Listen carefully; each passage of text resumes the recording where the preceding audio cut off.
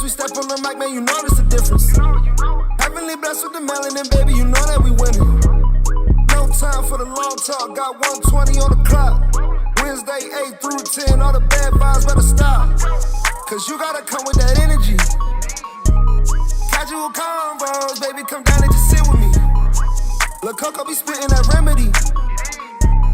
Casual convos, baby, come down and just sit with me. You better take this shit serious. She dropping knowledge on head and it's free for the play. Tap in right now if you curious. We got the ham radio going lit every age. We go from people to family to pilots. Stay with me if you got something to say. You know it's important if we go acknowledge. Speak on the business and get out the way. What you gonna say about my mama? She winning, you rockhead.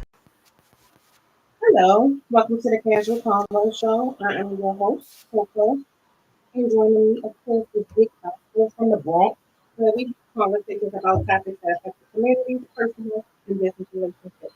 We said the Casual Convo, so you don't have to have this topic convo. Can I get that back? Is that me? What's up? Hello. Hey, Jude. What's up, Jude? Can I start by saying one thing before we really get into it? Yeah. I'm not going to say who because I'm being respectful of privacy, but I'm just going to say just keep my my family in prayer. At this time, I'm just praying for somebody, that's really close to me. So that's what I'm going to say on that one. Right. But hello, how are you? All's good, man. Another Wednesday. Wednesday. You ready Another to show. Let's roll. Okay, so tonight we're going to do part 2 of the open discussion because we really didn't get into a lot because we had the amazing Paul and also keep Paul, one of our great supporters that comes up on the show, all of that good stuff. We want to pray for him that he has a speedy recovery, as he mentioned his procedure on the last show. So we want everybody to say a prayer for Paul. Also, we just want to continue with some things that we didn't get into last week and kind of, cover that stuff this week. So before we do that, mental health check-in. I'm gonna go first. I'm told, but I'm okay. And I'm not gonna say I had a pretty much okay week minus, like I said, some family stuff, but a lot of positive things happening at work. Spend a lot of time with my kids, and grandkids, so that's great. So I'm gonna say I'm in a good headspace, just a little tired, but I'm okay. What about you? All's good, man. Had this little situation over the weekend, but everything's good. Everything's straight. Okay. So, you want me to start? Or you got 5 minutes today?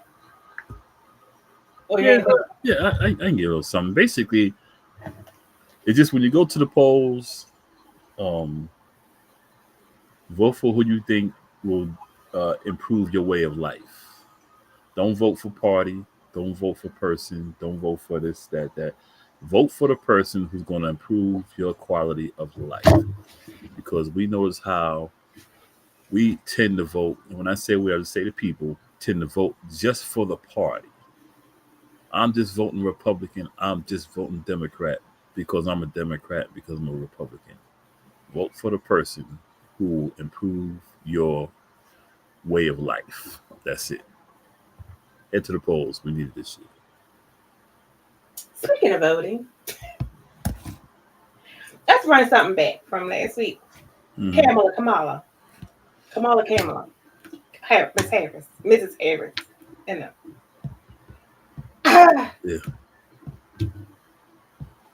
You know how, and I know I'm about to probably get my head chewed up. Again, I want her to win, right? I do. I want to be on some, sisterhood type stuff. So, as we talked earlier, I watched the speech that she gave up when she announced her running. Who's going to run with her. And I heard the same thing, but I didn't hear the policies. Like, what is her intent? Like, yeah, she said, let's protect women's rights, but she didn't give me, for me, this is just for me, I'm speaking for myself, not for everybody else. She didn't give me what I needed as far as like, what do you want to do? So I think what I want to see, or what will really give me life. Yeah. It's to hear what she would like to do. We know nothing's going to change immediately, right? Right. But what is your vision? How are we going to make these changes so that we can feel like, okay, yeah, she's going to really be supportive. Not just saying specifically for Yeah. African Americans, but for, like she said, for all Americans. Like, we don't want to go into Project 2025. We want all of these, we want to do better. She doesn't talk about a financial plan. She doesn't talk about education. She doesn't talk about healthcare. She doesn't talk about Medicare. She doesn't talk about Social Security. Like, it seems like she's more so, let me have a rebuttal for this man pretty much being degrading to my character, which I understand completely. Yeah. And then it's like he jumped on it too, but then I'm like, okay, so what's the plan? Yeah. It's like two kids arguing about what one said about each other rather than saying, look, we're not here to hear you guys mudsling. What are you going to do for us? Yeah. Yeah, that's my thing. And you got, on one hand, like I said, you got Kamala. You know, we know what we know about her, but we probably don't know enough. On the other hand, we got a big kid, right, who just has to, just has to say things because he knows it riles up his fan base and it's about popularity with him.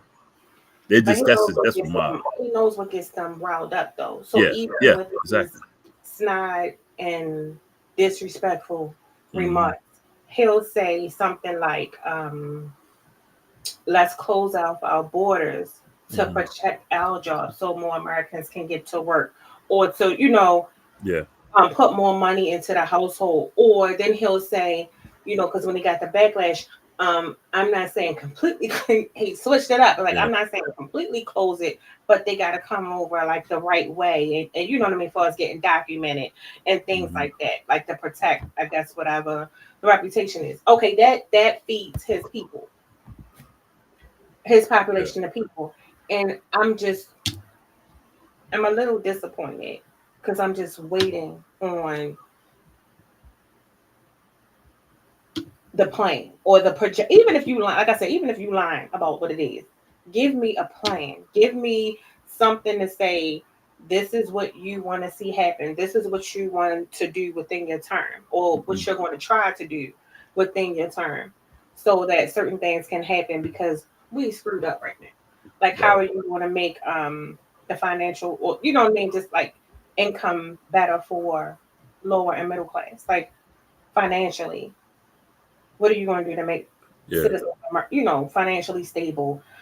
Education, like, are you going to wipe out student debt? Because I mean, I would damn sure vote for you if you do. Yeah. If you do that, like I say, even if you lying, just give me something. Yeah, I need to see what they're going to do. Give me some substance. I don't want to hear all this mudslinging, because that's all we ever hear is mudslinging. What are you going to do for me? What are you going to do for the country? What are you going to do for the veterans like myself, disabled veterans? That's what I want to hear. I agree. Yeah. I met a speaking of veteran, You hear me? I met this. Let me see. I'm trying to say it without giving it away. Okay, in an environment. I'm gonna just say it outside of it. You going, of course. And he was a veteran, not doing too well. And the first thing we say is, hey, like, why didn't you go to the VA? Why didn't you do these things or whatever? And he had like an amazing story. Hey, Lamont. So he had like an amazing story about how, he went there, he was turned away. And it's always baffling to me for like a hospital that's supposed to be for veterans turn him away. Because, that happened to my father. Yeah. So how is that like something common that happens? What, they turn you away? From getting care? Not here. The VA here in Asheville is one of the best in the country. When you come, they get people. It probably does happen, because I notice how we'll have veterans from Salisbury, which is like an hour and a half away, maybe 2 hours away. Some from Spartanburg, which is about an hour away. In different areas of North and South Carolina, that's within 2 hours from here, even Charlotte, I noticed they come here for care. I mean, the VA, they'll pay for your gas when you come here if you got an appointment. But I noticed they come here. And I had heard, I've heard stories about how the VA, you know, has done that to some people. You know, I haven't seen it, but I've heard it. I've heard it. And I say if it wasn't true, they wouldn't drive 2 hours to come here to ours. Okay. So I'm assuming there's some truth to the story. Yeah, that kind of bothered me. I didn't like that at all. I didn't. Right. All right. So outside that, you got anything else to add to that? What are you doing? Yeah. Get my information. Someone's texting me about stuff about we talking about, and I'm responding back to them. But they don't want to come on the show. Oh, well, tell them you're busy right now. They hear us. Oh, well, tell them you're busy right now. They can go on the They hear us. They hear us. They're distracting you. They hear us. Anyway. Yeah. I think with the veteran thing, and see, this is what angers me about, and I'm gonna say the red side. This is what angers me about them. They talk about America and our veterans, but you know what? Those same individuals, when they hear my name without seeing my face, they automatically associate me with the guys in the Middle East. Without even seeing my face. Your name? Because of the name. Okay. And I let them know the name is actually African. It's Swahili. For prophet of peace. That's what it means. Prophet of peace. It is Al Salam. And they associate what we got. But when they hear I'm a veteran, everything changes. Even with me being black. And we say, oh, you bringing the black? I'm speaking being black through experience. When I talk to a lot of people who are from the red side, they always say, well, you're liberal. No, I'm not. You're conservative. No, I'm independent. I think for myself. And then they try to say little slick shit out the mouth. But when they hear I'm a veteran, they shut up. They want to show us respect. Because a lot of them guys, I noticed the difference between, I mean, you do have some veterans who are on the red side who are idiots. But I noticed the ones who are the straight up assholes, you just want to put your fist through their mouth.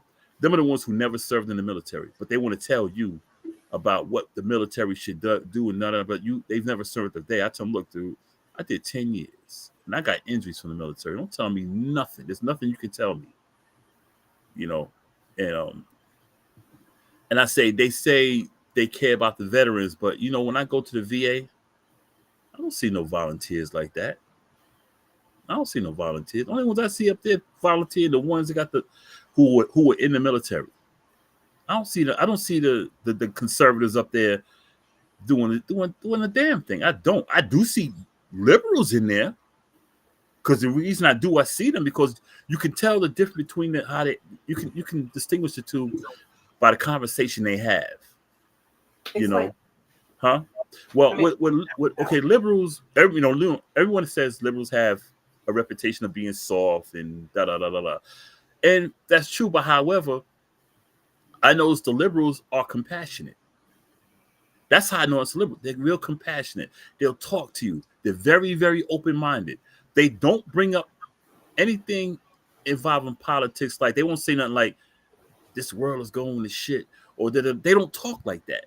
I can listen to them talk and be like, okay, this guy's liberal, because you get a conversation to where when I talk to the other side, those few who want to speak, the first thing they talk about, they bring up politics. Well, this world's going to shit and and the one thing they always talk about, and it's a subject I talk about, and I have to check them. They always talk about the man-woman stuff. They don't even know who's a man and woman. I listen to them. I'm like, yeah, I know what this guy is. And sometimes I'm like, yo, dude, I always tell them, dude, I don't even want to talk about that. They said, do you agree with it? I said, I don't want to talk about it because that's how I can distinguish between the two. One side sounds compassionate, the other one sounds hateful. But those are the ones, and I always tell people, you can always tell even on social media, who are the hateful individuals you're going to talk to. You know how? Look at their profile picture. They always have a flag. That red side always have a flag for their thing. And someone even said the other day I was talking to in a conversation, and this person was a conservative himself. He said the word patriotism does not shouldn't be associated with my party. He said mine. He was talking about himself. He said people from my side speak the most anti-American statements. He said America is a melting pot. This is the place of opportunity. Da, da, da, da, da, which I agree. I think we should, calm down a little bit with the borders and stuff because we should take care of us more. But he made a point, and I said, "You don't sound like conservative." He said, "I am one." He said, "But I also think outside. I see what's going on." I said, "We have a lot of hate. Patriotism is not about hate. Patriotism is about the love of your country, and they show hatred." And like I got a friend whose name I'm not going to mention because me and him we're cool. He's from the Bronx. We were cool up until the election started last 2 months ago. And I said to him, and I said to all my Trump friends, because I don't unfriend them. I said to all my Trump friends, we are so cool for 3 years. We talk sports. We do everything on the planet. But as soon as Trump comes around, you guys change. You are not the same people. Especially the black ones. They love to bring on. And I don't want to take the whole show. Give me just 2 more minutes. You good? Especially the black ones, and even the ones who talk about Chicago. Like they keep saying like Black Lives Matter this, Black Lives Matter that, but y'all still killing yourselves. And I say, the neighborhood you live in is probably the neighborhood where the most crime is going to happen. Blacks commit crimes on blacks. Whites commit crimes on whites. Latinos commit crimes in Latino neighborhoods. That's how it is. We beat and kill each other. I said, but you know what?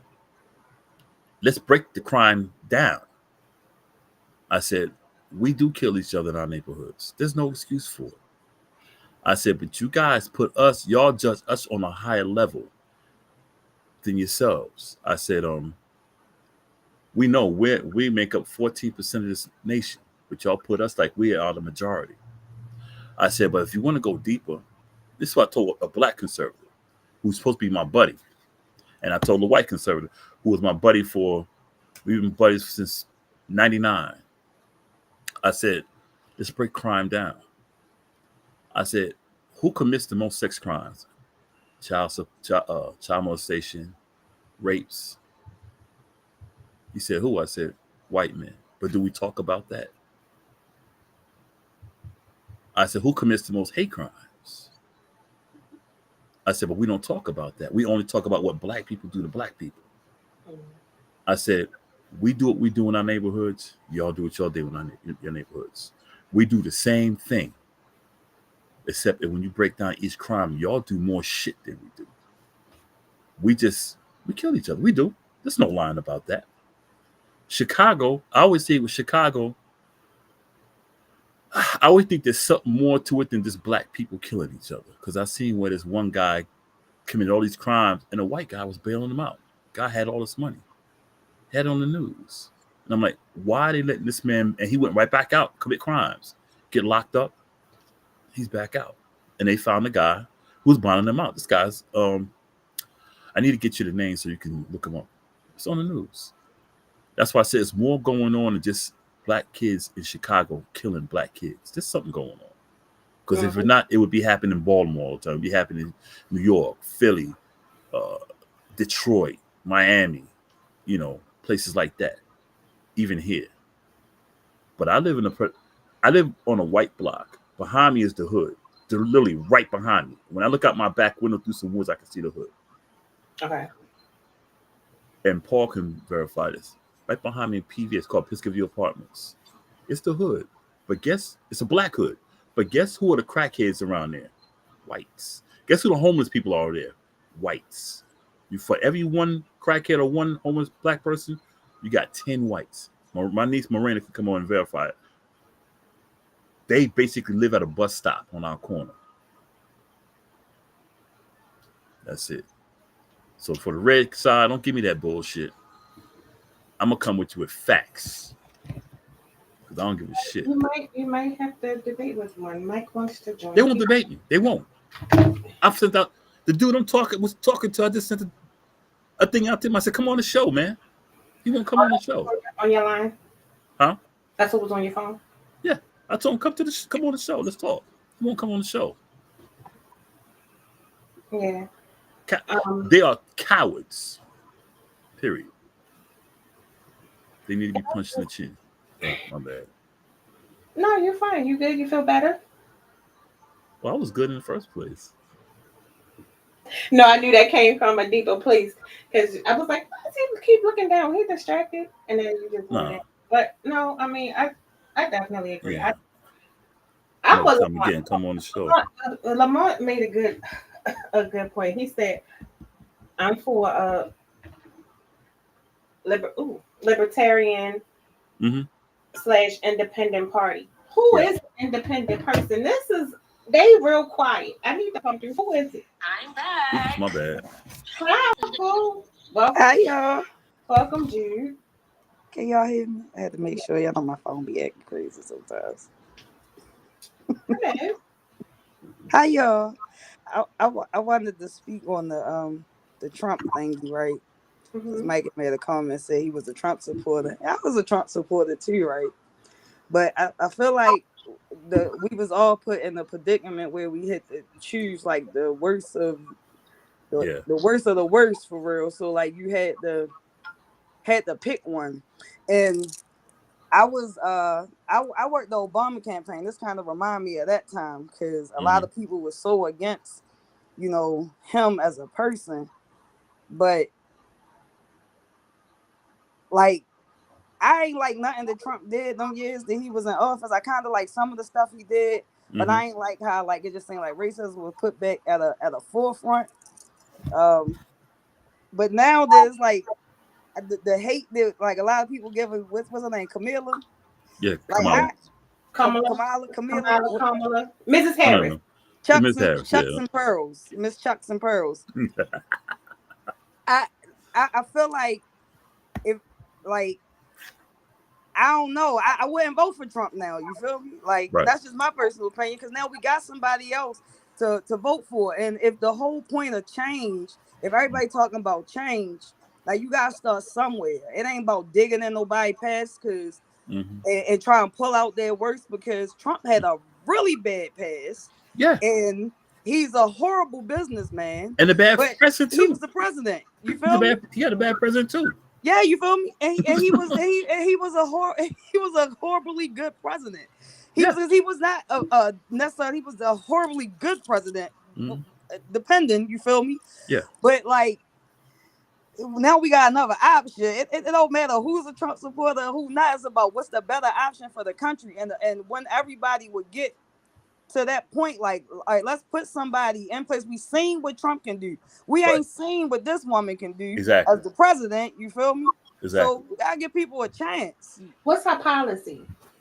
Because I want her to win, and I mentioned it in the beginning of the show. I don't know if you heard me, but when I watch her speeches, I hear her say, "Let's protect women's rights. Let's protect this," but she hasn't given me a policy or what, how they normally tell you what changes they want to make or what their intentions are.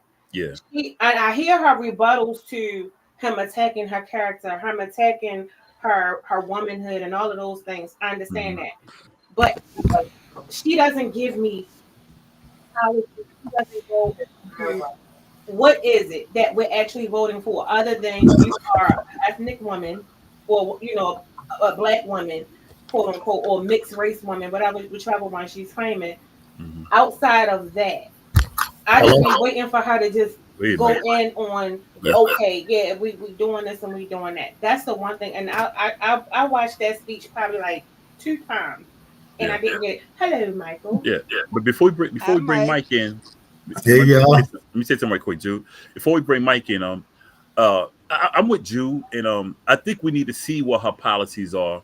And I'm with Jude because I think we do need a change in We just need a change. Period. I mean, But can Trump she did give do us a some good window stuff. of what her policies are? That's all I want. Is Yeah, like yeah. We need to wait to see what her policies are. With Trump, and this is my thing on Trump. Okay. Hold on, If, I'm sorry, Mike grinning oh already. no. Yeah, but this is but see this right here has nothing to do with how he was the last when he was president or nothing like that. This all that stuff. I'm not going to include nothing he did in the past. My thing with this whole thing is this: in America, a lot of states, fellas can't vote. They can't get good jobs. They can't find housing because I know a lot of felons who good guys who can't find nothing. But how can you run for the highest office with 34 felonies? Mm-hmm. That's my issue with it. America doesn't allow felons to do almost nothing. No, you can't get housing. You can't Get nothing. Can't get nothing. Can't do nothing. But you can run for the highest office. That's my issue. Had it not been, and people say, "Well, the charges trumped up." Well, the Central Park Five had the same situation, and he wanted them executed, just to find out they were innocent, and he never gave them an apology. Look, I apologize for what I said. That's my issue. All right, let's bring to the show. We call him the governor. Hey, Mike Taylor in the building. hey. I know you about to bring some fire and flame. So I'm going to get me some water because I know you're about to bring the fire. Yes, let me roll up. No, I'm a. All right, can y'all hear me? Oh yeah, you clear, man. You're Okay. clear. So, I am a black like Trump supporter. I voted twice. So let me tell you why. The first time, I never liked Hillary Clinton. So this is my argument for everybody that's like, oh, I hate Trump. Well, how many people did Trump send to jail? Yeah, I don't hate him. No. That's what I ask. I ask all people. Like, how many people did Trump send to jail? Right? So the Hillary Clinton was involved in the 1995, 96 crime bill. So was Joe Biden. Right? But that's how they made their political stance. Kamala Harris, how many people did she put in jail? Mm-hmm. She put a lot of people in jail of color, right? So when people go, "Oh my God, I don't know how you for Trump," how many black people you put in jail? Mm-hmm. Okay, and my mother voted for Joe Biden. I go, how if he was against? Okay, but she was a prosecuting attorney. So a prosecutor, that's what they're supposed to do. So no, I'm not even saying that. I'm saying that all right, this is the policy that everybody trying to give a pass on. She believed that if your child missed X amount of school days, these are high school kids, you're supposed to go to jail. Okay. The parent. Okay. And I noticed nobody actually looked into her policy. She ran in 2016. You know why she didn't get voted in 2016? Because when they asked her, well, what are you going to do since the black woman is kind of slow? They don't actually go back and listen to what she said. She says, I'm be the first Indian running as president. Right? So then they asked her, they said, well, what are you going to do specifically for black people? You know why they asked her that? Because Trump got asked it. Joe Biden got asked it. She said, I will do nothing specifically for black people. Right? And then everybody backed off of because she doesn't identify as black. And I'm really thinking that this term is weird. So let me explain what that means. So I had this conversation yesterday. Like, oh, what you mean? Her mother's Jamaican. She's not FBA, bro. Like, she's not from America. She's not an American black person. Right? Her mother marched in the civil rights movement and said, I want my daughter to have the black experience because she will be identified as black. She's not black culturally. Right? So when people go, oh, well, did y'all watch in 2016? Did you watch the debate where she folded up? Did you watch the debate where she bowed out? Mm-hmm. Okay. When they interviewed Trump last week, the lady actually said, "Well, she'll be the first Black and Asian president." And then Trump said, "Well, I've known her indirectly for years. I know she's proud of her Indian heritage. When did she become Black?" Okay, so everybody go, "Oh, we want to give her a chance for what? What are you looking for the change? Do you even know what Trump did?" Like, and I asked people that. What do you think Trump did? What was his foreign policy? Black people got nothing to say. This was his foreign policy. He got us out of TARP. He got us being the police for every ocean in the world. He put our navies closer, which allowed the Navy guys to come home. Okay, he made the promise to get us out of Afghanistan, right? Where troops is over there committing suicide. All right. He got us out of the climate change debates in the UN, which serve no purpose. He's the only president that just exposed where all our money go to. So people didn't know that we give money to foreign aid. People don't know that every war that we go into, we still pay those countries. Didn't have an idea. Y'all thought we go and we bomb Japan. We don't send them money. We send them billions of dollars. We send Israel billions of your tax dollars. Mm-hmm. You know what I'm saying? So when people started, when he started exposing that, everybody started waking up like, yo, hold on. This is what the term means if you ever watch C-SPAN, and they go, oh, we need to add an earmark in the bill. So earmark means that you're paying a favor back or a country back. Right? And I have this talk and say, well, how many of y'all actually watch the government scene? Like, and the president don't really have no power. So what you mad about? You act like he gonna come in and he gonna whip his finger and he's gonna convince Congress to pass laws. They can't even pass an infrastructure bill, and since Obama put it in since 2014, they're still sitting in the House. Okay, so they started with the scare tactic of project whatever, and was it 2025 or some BS? None of that. Yeah, none of that works unless the Congress pass it, and rich people don't shoot themselves in the foot. Sorry to tell you, at all. Okay. They were in support of it. No, they was not. The House of Republicans is like 300 strong. How they gonna be in support of it if you still got sure. Cortez in them in? She ain't playing no games. You sure? Yes, she's gonna be if the Democrat Party loses, she's gonna be the minority whip. Okay. She ain't going for that. I'm gonna do some more research on that. Okay, and the Senate not backing that up. This was put together by a nonprofit organization. This wasn't put together by nobody in Congress. See, that's the fear tactic. Oh, they're gonna do this, they're gonna do that. Okay, we'll work it out. Mike, you something real important because a lot of the citizens of the United States focus more on who's going to be the president, and they don't pay more attention and participate in the Congress and the Senate right. votes. Mm-hmm. That's what's more important than who's going to be the president for real. Correct. Mm-hmm. And they do, and I feel like it'd be a ruse with getting everybody focused on one. Black and white is the biggest topic. Correct. Then it's man and woman. You got the black and white. You got this woman. Because to be honest, her race don't really matter to me. Her race don't matter to me. And like I was explaining, like I was a Trump supporter too. And my reason, honestly speaking, out of just like taking all the like political and what they did politically, I just did not feel like Joe Biden was a good fit. He was visibly in front of us showing what they considered, like when Hillary cried, they considered her weak, but him not even saluting the military, walking off looking crazy, not being able to hold a complete sentence, like that made us look weaker than what they considered a woman being in office. It's an embarrassment to the country. You feel me?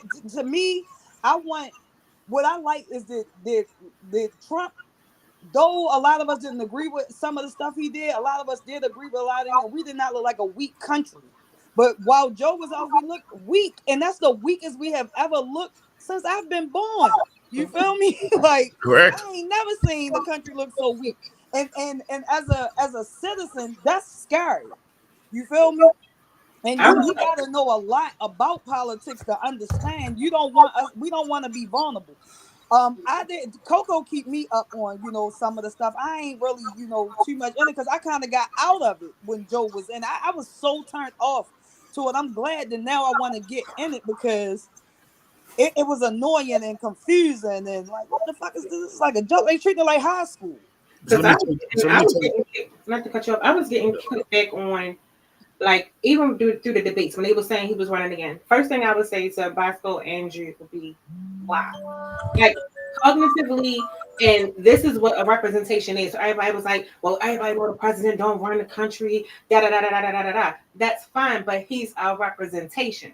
So right. This is who you want to put up, and the person that you want to go into these countries and speak for us when he can't even speak to us.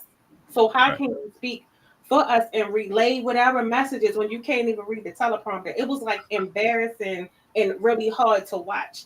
And it was just like, if I'm embarrassed, can you imagine? We were like the laughing stock. And even still right now with everything going on, because we look so dysfunctional. And like, we don't have a plan. We don't have unity. One, we don't have anything where you see them other countries will come together and tear the fur off of anything unified. We so divided within. It's just crazy. And then I think for me, what Trump did was he pretty much, a lot of stuff was trying to be like smoke and mirrors. He brought a lot of stuff to the forefront as far as how the government operated. You know what I mean?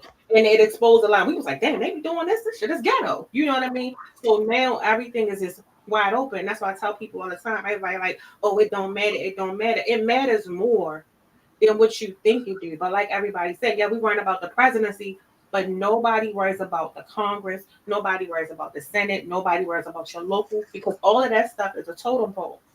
It's like a whole connected chain.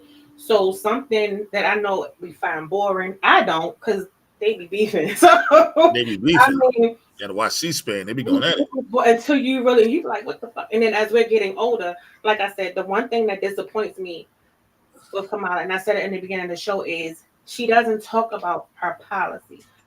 I hear talking about, she uses the I'm a woman thing, but I really want to hear, what is it that you want to do, or that you would like to do, or that you plan to do? What policies would you like to see? Even if it's not, like I said, even if we know most of it going to be a lot, right? But lie to me and convince me outside of, and I feel like they're using her womanhood, and now she's doing this we're the underdog thing to get the black vote. And it's like, you need more, because what I'm also seeing, there are a lot of black and ethnic people that are not rocking with her. So let me tell you what happens. So when Joe got in, Joe put us back in all of the committees Trump put us out, right? This was Trump's proposal to the UN. If we wanted the United States to govern, because y'all don't even know, like, piracy still exists. Like, oh yeah, like Somalia be getting busy, shorty. Like, your boat go over there, they gonna raid you. Yes. Okay, so Trump said, listen, we getting out of the policing business, right? We getting out of the policing business, period. If you want us to help y'all guard y'all seas and y'all oceans, y'all got to pay us. Mm-hmm. Period, point blank. Because we are the ones who keep the seas open, right? Period. So it's a thing that the United States has that most people don't know. So all of the military can't be on U.S. soil at the same time because of a coup de grace, right? Who's the coup de grace? Who is she? But a coup de grace is when a coup, the military come on and we overthrow the government. People who don't know, I'm saying that. I know. I got you. I'm chilling.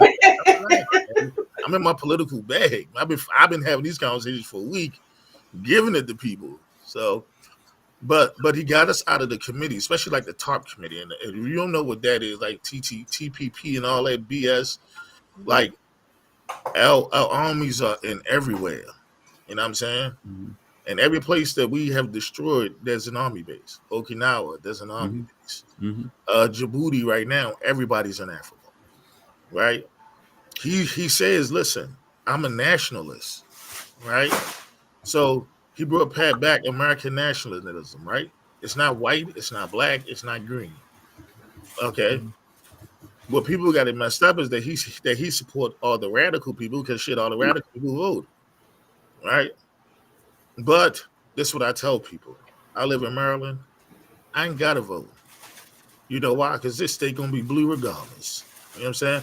If I want my vote to make a difference, I'll go to Florida again. Trust me, I'm registered down there. That right there's a swing state, right? But based on my electoral college, I think it'll change one day. It won't. No. So why? Heck no. No. Maryland will forever be blue.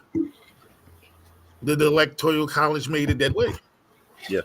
But my thing is, you see, people don't look at like the swing states, man. Like me and Boscoe can go to Ohio or vote matter. Right. My thing is, like I said, and my thing is not so much, like I said, what Trump did in the past. I mean, the past is the past. My thing is, like I said, for years, felons were seen as the worst of the worst in the country. It didn't matter what you did. You were seen as if you were a felon, you can just be like, forget it. You're not getting housing. You're not getting nothing. You know, some countries you can't even go to freaking Canada. You can't go to England. There's some things you can't do. Saudi Arabia neither. Right, as a felon. And I'm like, if you can't do all this stuff, especially here in the United States, vote, carry a gun, find adequate housing, employment. If you can't do any of that, and that's the energy that this country has had since I don't know how long ago. 1985. But do you know why? How can you run for public office? Because I'm gonna tell you why. So you being a criminal, it's hypocrisy. Man. Listen, you being a criminal doesn't disqualify you, right? You're right. But let me tell you right, why. Mike. But it does. No, I'm trying to tell you why. So this is what most people don't know. Okay, the 13th Amendment has a clause, right? Everybody talking about we free and all this old goofy stuff. Nobody really read the 13th Amendment. In the 13th Amendment, it says that if you get locked up, you lose your rights and you go back to being a slave, a servitude, right? Right. When Kanye West said, hey, man, look, we need to get rid of the 13th Amendment, right? Everybody went acting crazy as fuck. Like when these black people start acting dumb. I was like, but did you read what it says? Right? That if you become a criminal, you go back to being basically a slave, right? Now, your issue isn't federally, your issue is state law, right? So in order for the state law to change, Maryland got on their shit, right? That's why they took the box away. That's what it's called. They put the box on the vote, right? And most people in Baltimore probably didn't even know what that means. Like the box mean that you don't have to say you're a criminal or not, is you no longer can do it. They took that box away. Yeah, same right? here. Oh, they did it there. Okay. Yeah. Now not the whole state, just in some of the counties, cities. right? Yeah. Yeah. So it's a local thing. Yeah. So until you can affect like your local thing, right? You got to be able to affect. You got to be able to go to the mayoral town halls and all that. Don't wait till the big elections. And I think that's the problem with most of black people. They're waiting for like the big elections that don't matter. Like your state delegates what you're gonna do, right? Yep. Texas just had a vote where you can carry a gun whether you're a felon or not. Florida just did the same thing on a state level. Right. I think most of us we get dragged into the big elections because it's all over the TV. Right. See, here you can't. Here, if you carry a gun, like in New York, if you carry a gun. I saw on the news, Maryland lifted the concealing and carry. That's right. They had to. I got both mine. I got another gun coming. They lift that here too, but if you still have a felony here, they still lock you up. All right. So listen. Yeah. So this is what they did. So in the Supreme Court, it was a ruling back in 1819 that stopped you being able to get your gun. Right. Maryland had it all the way up to New York. They took that to the Supreme Court last year, and they got it overturned. So that's why you don't have to take no classes or nothing no more to get your gun. You don't need no certificate or none of that, right? The Maryland said that Maryland said, oh yeah, we're gonna appeal it. The Supreme Court's about, come on, you gotta, and this is their argument. This was their pure argument. Me and Coco date you. You know what I mean? She don't want to date me no more. I told her I'm gonna blow her brains out. when I catch up. Right? She go to the police and she file, right? Mm-hmm. So now she got to go get the gun. Well, the gun takes 7 days. I'm already outside. Mm-hmm. You know what I'm saying? The restraining order was already there, right? Now, I ain't harm her yet, but every time she come out, she see my car, I pull off, right? And when she do get the gun, she can't carry the gun with her. So I know the gun is in the house, right? I know this. I'm an ex-con. I don't really care, right? So she got to go take a class. By then I kill her, and then it's over. That was I like being a person in this story. But listen to me. But that was the argument that made them overturn it. So you're telling, and this was based on women getting killed by ex-boyfriends, right? Okay. And this and they reaffirmed it because the girl that was getting chased with her boyfriend. Mm-hmm. I don't know where it was. It was in Baltimore though. But then they killed her, and everybody was like standing around and shit because nobody had any guns, none. Right? Okay. So it's on a state level now that we have to vote to do more stuff, right? I'm part of the NRA. I go to all the meetings, baby. I'm in Salisbury, Maryland, like every other month. You know what people say? Well, dang, Mike, how you part of the NRA? Ain't they racist? Why do I care? I need to figure out what laws they passing. Right? People get so caught up in the emotional stuff. Like, yo, check it. We know right now that we broke. Inflation is through the roof no matter how much money you make. Right? Grocery goes up every other month. Gas goes up every month, even though we got tons of gas in Alaska. I mean, for all the people that know that we still drilling in Alaska, right? That we can lower our costs, right? Housing only goes up because the government decided to step out of housing. And then they let the market run rampant, right? Mm-hmm. So these are your concerns, is your everyday thing, right? When the big elections come in, it's just people on the show talking about what they're going to do, their first 100 days. She doesn't, and Kamala doesn't have a policy because she didn't expect to run. I ain't know that. She didn't expect to run. Can I ask you a question? The $1 million question? Sure. What do you think? I know what my theory is. I think I've talked about it, so I'm not sure. What do you think will happen if Trump loses? Nothing. What's going to happen? What's the thing? He's just going to lose. Some people going to lose their minds. Nah, man. Listen, you got to understand. All right, let me explain. Let me explain what this. Already did. You see how they reacted to the plane assassination? They was ready to go off. Right, but let me tell you how this works. Some people gonna lose their mind. Some people gonna throw a temper tantrum like the PWIs do every time they win a championship. That's all it's gonna be. It's gonna be just like if Kansas State, Kansas, North Carolina win a championship. They're gonna turn over some cars and then they're gonna go home. Right? The problem is not if he loses, it's what if she wins? Then what? So everybody went about Trump lose, he go home. He done lost before. Oh, it's not him. He ain't just bowed down and like. No, I think if he lost, I think Trump is Trump, but I don't. Yeah.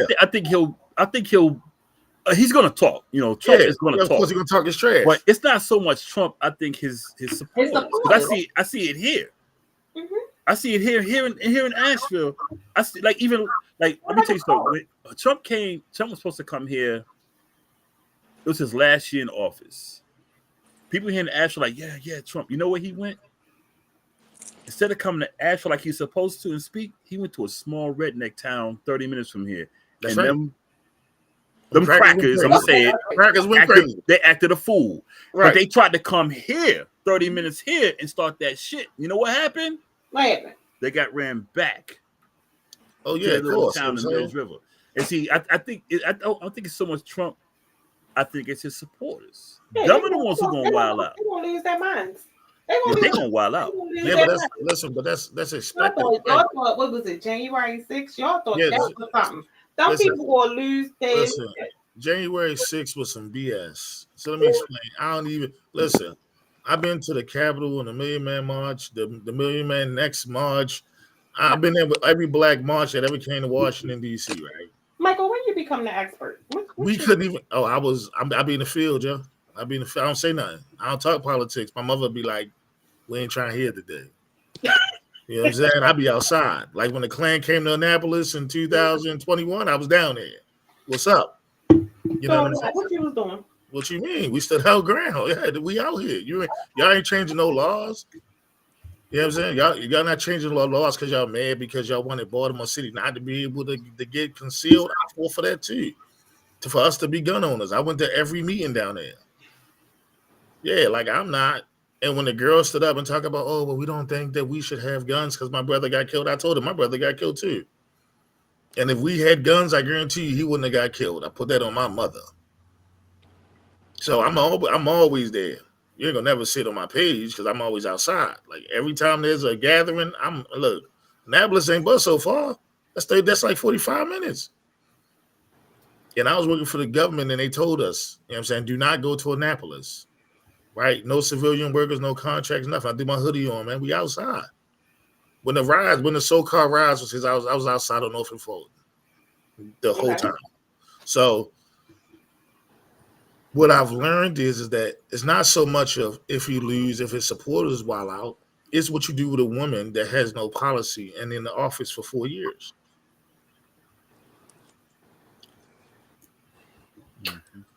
As a vice president, what foreign galas did she go to? She was hiding. They never showed up. The vice president's supposed to be the one that's sitting in all foreign affairs. Where was she? Well, she was a woman. She had this. She was. What that mean? Oh, okay, nice try. Where was she? Where was she? Okay, so she's not in none of the. Because I was asking too. The last time I'm gonna tell you, the last time we heard from her in all actuality, the last time that we knew of her actually going to do some type of negotiation or talk was when she went to Africa and pissed some people off. With that gay, she taught that gay stuff. It was not her purpose. That was not her purpose for going. Oh, it wasn't. It wasn't. She would have gone she made it into that and tried to completely. Them boys went with it. Culture, and they was like, "Oh no!" Since then, they ain't sent her nowhere else. But that's when everybody starts saying, "F America." We gonna get together. All of our joined together. Was like, "Oh, you don't like them too? Come on over here and join us." And they start tripping. And why nobody talking about the sanctions that America has on them? Because all right, so let me tell you. So let me tell you about every sanction that we have. Right? It's crazy. That's why that's why eggs is $5. But listen. Wait, before you go in detail about as far as I was trying to wait for your offense, Camilla. Camilla. Whatever her name is. Listen. Kamala. Listen, I feel like she was put in because she was black. They was trying to get the black vote. Yeah, we've been there before. Mm-hmm. They was trying to get the black. Well, not only was they trying to get the black vote, they was trying to get the females in. Correct. Politics. That's what they do. They try to whatever going to draw the people in more. But see where they messed up was they didn't pick a strong enough black woman. Michelle Obama set a standard for black women in office, and she did not fit us as black women. What we saw a black woman should be doing in politics. She was everything, and she was just polished, like 100%. Regardless if people agree with what her husband was doing, everybody must dealt with her. You feel me? So to have this, I'ma say it, imitation black woman come up and you try to pull the black vote in, that ain't working. You feel me? So I think that they do need a better tactic, because if Trump get the right woman on his side, it ain't no her winning. That's my outlook on it. Did you see the black lady that did the speech? Oh, you're talking about Michelle? Margaret? Yeah. Margaret? Yeah, no, I'm just saying, like, he get the right woman regardless of who. No, what I'm saying is, did you see Margaret? I didn't see Margaret. I'm gonna go look up when we get off of here. Yeah. She said she did a thing on that speech. I can't even start. Margaret, she was flaming, but what she was stating was she didn't say nothing that was not documented and that could not be proven. That's right. I'm gonna say that, but she did it in a way where as though she was a sister, but she was Okay. Fact check me on that. Like, and it pretty much ended. It was like debate me on it. That's right. And it was a drop mic, and I couldn't do nothing but be stuck. And I was like, she was a little ratchet, yes, but it was. I think it was what he needed for what for the black vote that he was losing to get this. She was a nice looking dark skinned woman up there and talk trash. Listen, let me be clear. Trump never loses the black vote. So listen, this is something that people don't quite understand. Like when Trump did the interview back in 1995, and he was like, "For me to win the presidency, all I gotta do is become a Republican." He was a He's a diehard Democrat. Mm-hmm. True. He said that. He said it in the interview. If I wanted to win to be president, all I gotta do is be a Republican. Yep. He's been a diehard Democrat since Donald Trump got off the boat. His great grandfather. There's always been Democrats. See, I think what people don't understand is Republican has always been black. Okay, Abraham Lincoln started the party. Our party has always been the Republican Party. So Donald Trump has. So, huh? What's Kamala? Come on. What's Mrs. Harris' phone number? I'm gonna call her. Man, let me help you out. I'm gonna help her write some power. She ain't gonna get it. She ain't gonna get it based on all the stuff she did in San Francisco. You know what I'm saying? She ain't gonna get it now because they pulled out her little white husband was having an affair on her first husband, and they want to blow that out of proportion. But she wasn't in the picture at the time. Say that again. What's her name? Yeah. Her white husband was had an affair on his first wife. They blowing that up now. What Kat? No, she wasn't in the picture. All they doing is pulling up dirt now. So now this is it's not even politics. It's how much dirt I got on. Man, if you from Baltimore, you already understand that. Correct. At politics, they don't want no women in office. Look what they do to every single one that get in our office. Trash, regardless of what. We ain't do that. Hey, listen. Put him in jail. The lady in Annapolis, needed to go to jail. Owens as his VP and would still win against Camilla at this point. Yeah. You know what I mean? But listen. Hold on, y'all. Because that woman in Annapolis deserved to go to jail from Baltimore City. Who, P? No, the lady who was you don't even know. See, this is on the state level. Which one in that was the one that was making the backdoor deals with shoppers? No, what's her name? I forgot her name. They booked her. She deserved to go to jail. All that money they gave her. Yeah. She was getting big money, $2-3 million. And she was dumb. She was having phone calls on the floor of the Senate. I think she kicked me out. Hello? No, Sneaks called me and they kicked me out. No, listen. Yeah, she deserved to go to jail. She was getting big money. She was doing all them backdoor deals for every shoppers that was ever put in our communities. She got kicked back like $2 million. Yeah. So who we talking about? I forgot her name. She was in She was in Annapolis. She's in that state. She represented Baltimore. They locked her ass right up. Oh, as long as you wasn't talking about Sheila, No, man. Sheila got told on because she didn't give somebody else a gift card. That usually happens in politics. If you overlook somebody, then they lock you. Get ready to expire. I mean, listen. But I want to be treated equal too. That same as Pugh. Pugh went to jail because all of her backups took plea bargains. The black woman is expendable, the white man said, and they all snitched on her. So when people go, well, Pugh went to jail. Well, how did she get to jail? Oh yeah, well, how did the director of the University of Maryland cop out, keep his job, then retire and keep his pension? Mm-hmm. Okay. So we look at politics. She went to jail with some stilettos, though. She said, "After y'all," she tipped her few days to the feds. Yeah, listen, because she ain't going to the regular feds, so she going to club fed. But she was keeping her little pencil skirt. I like that. But the funniest thing is this: what happens when politics meets the people, right? What? We as the people tend to feel like we don't have a lot of power, right? So. Like when you vote for your mayors and all that, right? They go, oh, we don't have that much power, but we ain't gonna come out. Think about it. Your lowest turnouts in elections is your city council and your state House and House and Senate representatives, right? They don't even campaign no more here in Baltimore. They just be like, your new representative. You be like, well, where? No. I'm giving an example. The lady who represented Poplar Grove, Poplar Grove turned all Crip, and they went to that lady house and they knocked on the door. She was dumb old. She was old. She was like in her 60s. She didn't even know her community had flipped. You know what I'm saying? She didn't even know her whole community turned Crip when they asked her.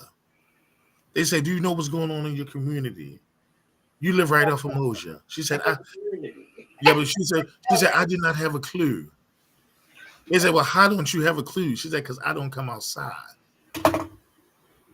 But these are the people that you're voting for. And don't get it wrong, I like Jack. Bella Urban, he never failing Jack. Jack was like, well, I'll play mayor for you. But I guarantee you, I'm gonna shift some of this money to Bella Edison. And everybody got mad at Jack. Mm-hmm. You know what I'm saying? So the politics is all within itself. Like, you know what I'm saying? We outside. Like, if you ain't outside, you don't know what's going on. Like right now, the biggest crime syndicate just got locked up again. The BGF. You know what I'm saying? They done raided all the safe streets, right? So now they're trying to put it on Brandon. Right? Okay. And he's saying, well, listen, the Catholic Church charities backed them up. And then they came to see me. See who you? No, they came to see the mayor. They came to go see him. Right? So Safe Streets ain't come and see him. The Catholic people who was funding the money for the project came to see him. Well, and guess what other people said? I don't know why he back in office. I don't know why he there. Me either. And I go, he can't do nothing anyway. Exactly. His hands is bound by the black churches. He can't do shit. People are so dumb. Like, you ever watch the mayor? What church do they go to when they running? And speak. New Psalmist. All of them. You haven't seen a black mayor in Maryland that say, I'm not going to no churches. The day that you see that, that's when you know the mayor's for the people. But if he go do his pulpit run and his convincing dance, and it's cool because The Wire showed you what they had to do. Season 5 talked about the politics. You can't do nothing in Baltimore unless you go see the black church. Sure. Can I ask a question? We're going to switch gears a little bit. Okay, cool. No, because I want to get that sent. So this was one of Boscoe questions. Ready? Mm-hmm. He asks, why are we allowing the machine to control our culture? 2-part question. So that's the first part. Why do we allow the machine to control our culture? And secondly, do we have a culture anymore? I think I've said my answer like every week of this. Oh, can I answer it? I'm be blunt. Nigga, because we broke. Fuck you talking about? It's the same reason why we fighting with reparations right now, nigga, because we broke. Our culture's for sale because we're broke. Amen. So we don't have a culture, right? No, we have a culture. We sell it off every day. We're selling it. We're selling it. So I ain't got to say nothing. Our culture is so valuable. I can literally make a song and get $1 million right now talking about I'm fucking a donkey. You know something? As long as the beat is jumping and I can get some views on YouTube, I am for sale. You know what? To expand on what Mike said, yeah, exactly. Because look at, you know the rapper Rhapsody, right? Mm-hmm. Mm-hmm. Never took off her clothes. Mm-hmm. She's getting ready to give up rapping. Did you see the new Sexy Red just came out? Yeah. 2 more just came out. Just like Sexy Red, even worse. Oh, yeah, Sexy Blue. Look, I don't keep up. No, I'm just saying. But see, I'm so much into music. I hear this stuff. Yeah, Sexy Blue coming out from LA. What do they do? What she look like? To go. She light skin. You got to see it. Yeah, she light skin. What do they do to go after our culture now? What? Remember how you say the black woman the most disrespected person on the planet? What do they do now? They go after the black woman. They pimp the black woman. They ain't pimping the black man. Black man is already Listen, I'm not down to Kamala black did the same thing. Let me get it. I'm not hall, and I'm you got not to down have to black some women at Megan Thee all. I'm Stallion really not. twerking. You don't get I'm the just fuck saying, on. Our shit is if you want to be a black female rapper, take off your clothes, talk about the worst shit, just like with the males. If you want to be a popping male rapper, talk about everything, every stereotype that fits you. Our culture is for sale. Because if you listen, what do we always say? And I'm gonna say we as black, what do we say? He got money, he got the bag. It's money over integrity. Mike's right. Our culture's for sale. Mm-hmm. It's up for sale. It's always been. And we create new culture so that we can sell it. For selling. Because you know what? And people say, why are New Yorkers the way they are when it came to hip hop? This is why we try to keep it in the city. This is why we always had an issue with everyone outside of the city, even outside of the Bronx. This is why we didn't want people outside of the city to do, because we knew. We said when first contract got sold, it's over. We were saying that in the late 80s, it's over. We knew it. Then when NWA, we're like, okay, NWA, West Coast, but when they switched, we're like, it's over. We sold ourselves out. Black people, and I know a lot of people, black people gonna get mad at me. We love to sell ourselves out. We love this because that dollar, we'll sell our mother. We'll sell ourselves out. I'm gonna go a step further. Mm-hmm. Kern daughter, right? Who's Karen? Right? She made Curl daughter. She made all the natural hair stuff. Oh, yeah. Carol. That's what I said. Carol daughter. Carol. You said Karen. Or Karen, one of the two. I don't use it. Carol. I ain't got no hair. Carol. So listen, this is why she sold it. But listen, this is why she sold. Who did she sell it to? One of the white companies. She sold it, right? Mm-hmm. This is what she said. It was too hard to keep up with the orders, and I didn't get any of the loans that I applied for, so I can look for a distribution center, so I can hire my I hire my people. They didn't give her the loans, and it was so popular. She would spend all night, because she was the only one doing it, all night filling orders. So she sold it. So we don't have the infrastructure, right? That's one, because we don't have the dollar. We don't have the dollar.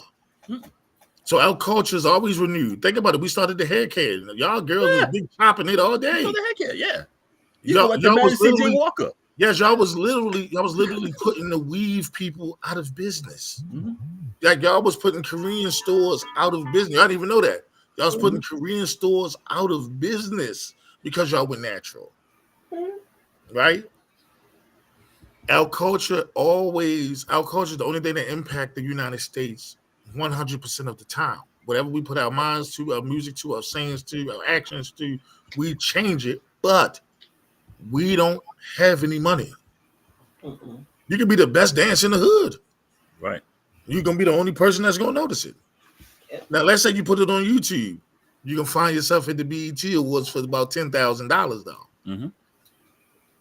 You're going to be dancing in BET. They're going to come and get you. Look at, what's her name? Oh, God, I just had a name in my head. Used to play on Empire with Mr. Lightskin. How they complained about the money they weren't getting. I'm like, you negotiated that. Yeah. You negotiated those contracts because you know why?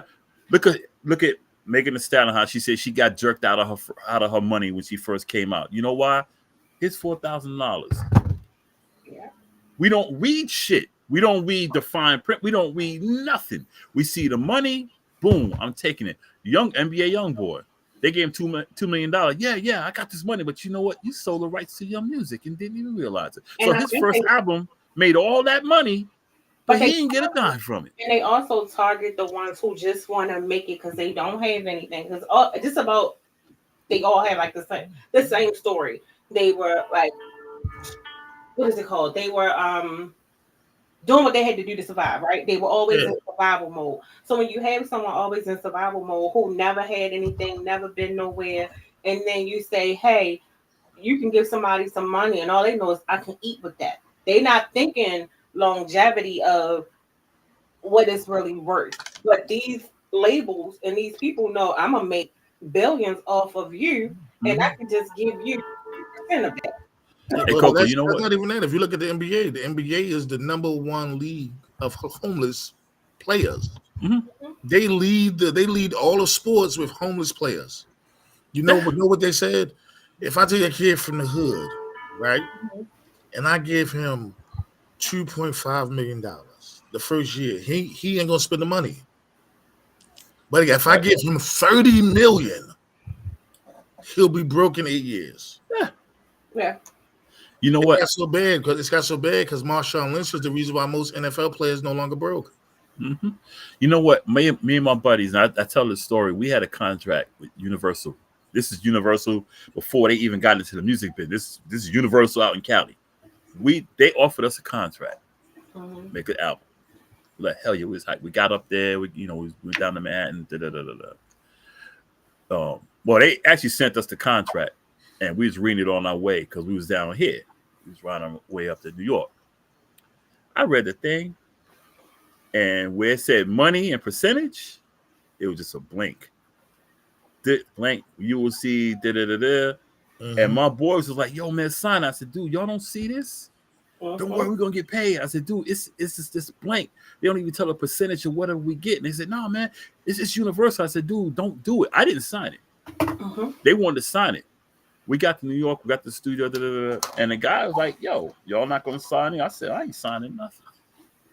And that I was the one that held out. I was like, "No, I'm not signing it." And they said if I can't get you guys sign up because I was the producer of our group, I was the DJ and the producer.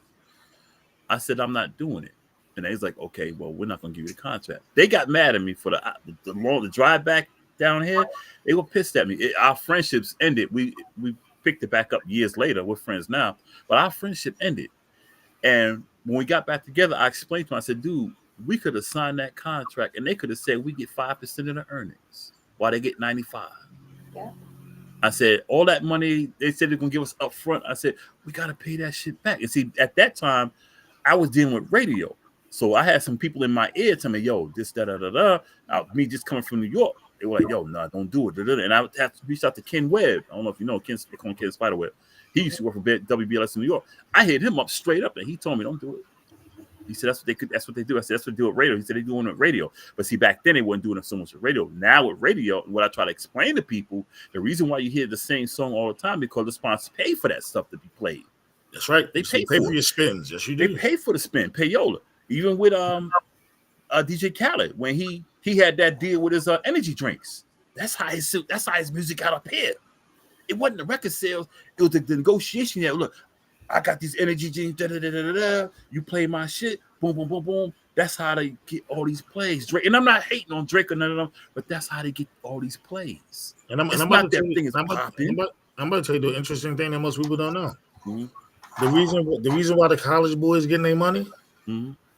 right, is because they end up looking at their thing, getting a lawyer, and they realize that their likeness was getting used in NCAA college, and that game got canceled. Mm-hmm. That's people don't understand. NCAA football ain't come out. NCAA football just recently came out. I think the last game. Yes. I think the last game was like 2015. Something like that. 2000, somewhere around there. Before y'all get into that. So it was probably like months ago. I was watching, I watched Chad and them, right? Ocho Cinco. And so he's always, but I love the fact that he's financially aware and literate. So they were talking about spending, and he always gets on Shannon about his spending, right? Mm-hmm. So he like, what you gonna buy that for? Like this, he's very financially conscious. Yep. So whenever he talks about the league and the newer players coming into the league, and they were mentioning how like, okay, they're getting these deals, like they're making more money now as a composer there, but there are no financial advisors or financial classes to say invest your money, how to save your money, where to put your money, so that when you can't play, because they don't tell you about when the contract ends or when you're no longer playing, like you still gotta live. So you're accumulating these bills because you're living for the checks that you're bringing in. Right. You're not, and then you gotta hope that you get like a deal, or you get some other deals that can carry you outside of that. So he was saying what he would like to do is be a financial advisor if they would allow him. He said, because when he tries to talk to some of like the rookies coming in or some of the guys that's getting these like endorsement checks, he's like, hey, don't spend it, dude. And they look at him like, oh, that they take it for a joke, but he's dead serious, which is one of the reasons why, like he said, he even with his family, that he might splurge like on Christmas or something, but he doesn't do big things all the time. And he's a typical Miami guy. Sound. And what he said all that jewelry he wore, he said that stuff was fake. He said it. Yeah. All of it was fake. Yeah, he said it's fake. He knew what he had in his bank account, and he said that's all that mattered. And I think a lot of times people forget about, and like he said, it's like people let money make them. And I think we see that a lot, to revert back to our communities and what we do for us, like culture. We don't understand that we spend a lot to try to look like something that we really are not. So I meet people, and you see people, and you're like, oh, they got this, and I'll be looking at people like, nah. But when you think about it, and when I think I was talking to somebody else, when you start to go into different circles, I think me and Boscoe talked about this a couple of weeks ago. But when you go into certain circles and you really see people who are living well, who are wealthy, and financially stable, they're not flashy. Nope. They're not. They might drive a Prius. You know what I mean? But Tesla now. Drive a big car because we want to look like we got money. We want to be impressive. But at the end of the day, you really broke. Yeah, but so there's a documentary. I'll send it to the both of y'all.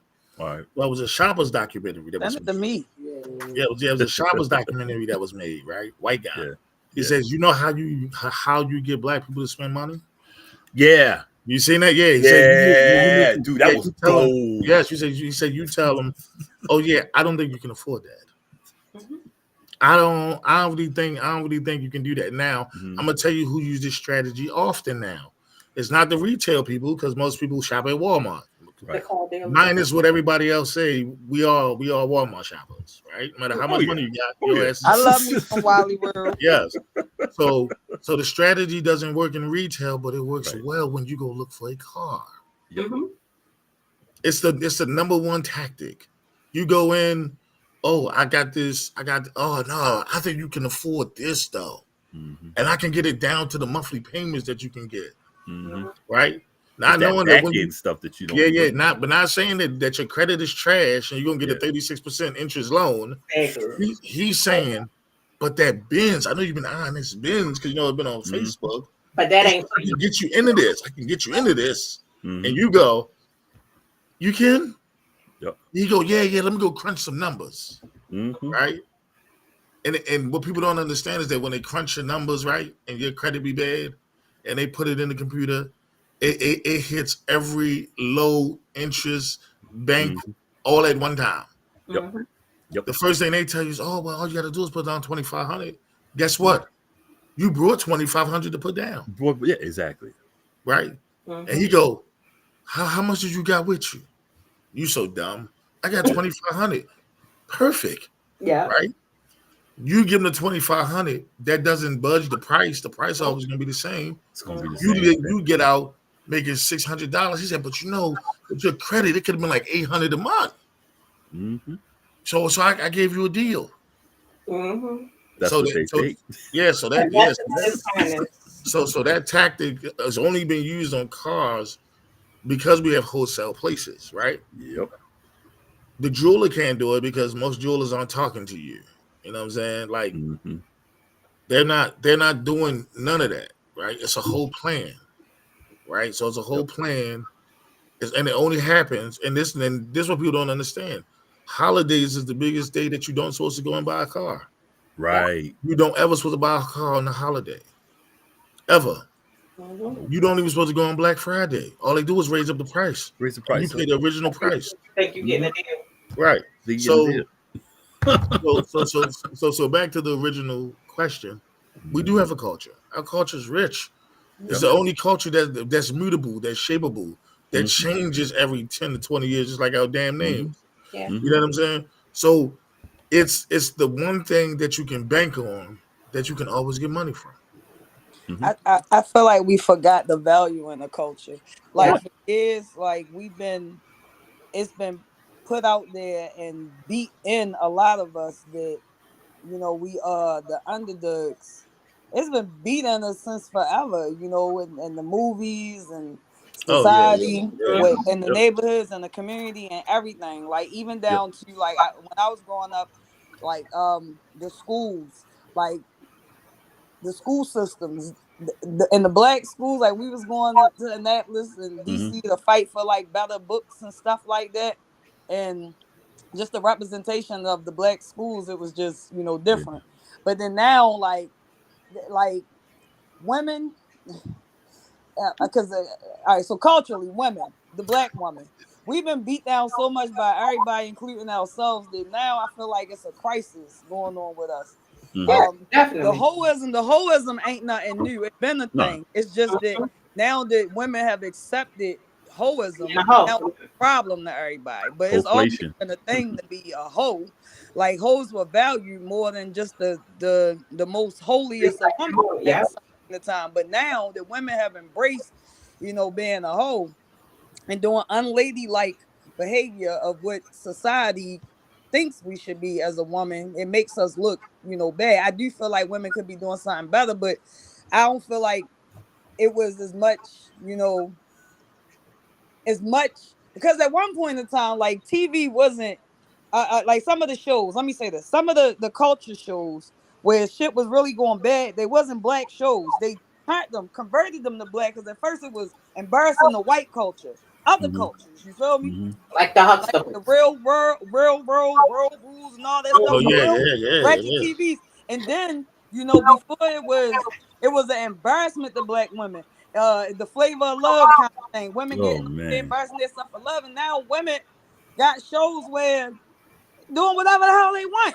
You They Mm-hmm. feel got me? a new one coming out. Because they Something told them women, something in bougie. they told them And women getting a check, and they started getting with other people. Then those Mm-hmm. women who would be on those shows started getting the ball players. Because now they were seen, and so people thought, oh, that's what I got to do to be like, and it's just crazy. I yeah, mean, I the mean, I culture, mean, but it's a black woman that's getting rich. Mona Sky getting bank off y'all, and and yeah, and, and then she look, talk, and walk like y'all, and yeah, she bubbling hip hop, new hip hop Atlanta, hip hop Wilds. I ain't never seen none of the shows, And you know what's funny? I but she think that, eating.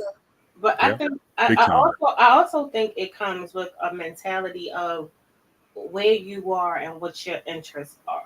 Because I'm not going to hold you. Years ago, I used to watch it. I mean, I was a reality ratchet TV whore. I can never get into it. I didn't miss a show. I can Now never. I have no interest in and I used to subscribe to Zeus, all that. I don't pay for that stuff no more. I mean, it doesn't. I think it depends on you. Like, which it just depends on a lot. And Our I, Look, souls are for yeah. sale. So yeah. look, I'm like Pimp C, right? So this what happens. So Yeah. the hoism has But let me taken. hold on before you say that. I'm not saying like I don't I'm better than nobody, nothing like that. I think I'm in a different space. You just grew Yeah. up. Yeah. Yeah, So yeah, so I'm like for sure.